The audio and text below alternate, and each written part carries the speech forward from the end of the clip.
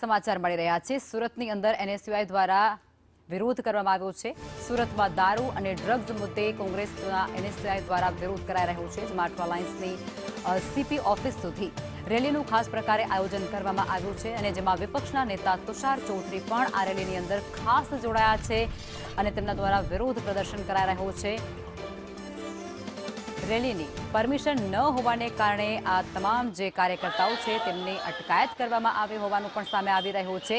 દારૂ અને ડ્રગ્સ મુદ્દે તેમના દ્વારા વિરોધ કરવામાં આવી રહ્યો છે। સુરતની અંદર દારૂ અને ડ્રગ્સને મુદ્દે હવે એનએસયુઆઈ પણ લડી લેવાના મૂડમાં છે અને તે સતત રજૂઆતો કરતું આવ્યું છે અને ફરી એકવાર અઠવા લાઇન્સથી સીપી ઓફિસ સુધી રેલીનું આયોજન તેમના દ્વારા કરવામાં આવ્યું છે। અસંખ્ય લોકો તેની અંદર જોડાઈ ગયા છે, જેમાં સ્ત્રીઓ પણ ઉપસ્થિત જોવા મળી રહી છે અને આ વિરોધ પ્રદર્શન તેમના દ્વારા કરાઈ રહ્યું છે દારૂ અને ડ્રગ્સના દૂષણને ડામવા માટે।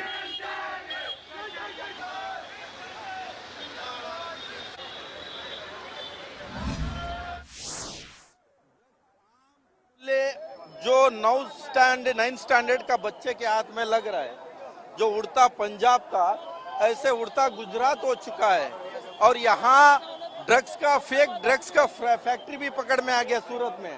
बट अभी तक इनके होम मिनिस्टर हो, सीएम हो, कोई बात ही नहीं कर रहे। जब एनएसयूआई की फैक्ट्री पुलिस ने ही पकड़ी थी, तो पकड़े तो फिर सरकार के नाक के नीचे हो रहा है, तो फिर सरकार को अभी ये भी पता नहीं है। हाँ, इनके सूरत जैसा जो सिटी में हो रहा है तो इनको शर्म आना चाहिए। पूरा गुजरात का युवा को ड्रग्स देने का काम सरकार ने किया है। बिल्कुल જોઈ શકાય છે કે મોટી સંખ્યામાં અત્યારે વિરોધ કરવામાં આવી રહ્યો છે। શું કહેશો, શા માટે વિરોધ? છેલ્લા 5 વર્ષની અંદર 20,000 કરોડ રૂપિયા કરતા પણ વધુ ડ્રગ્સ માત્ર ગુજરાતની અંદર પકડાયું છે। આજ સમગ્ર હિન્દુસ્તાનની અંદર ગુજરાત ડ્રગ્સનું લેન્ડિંગ પોઈન્ટ બની ગયું હોય।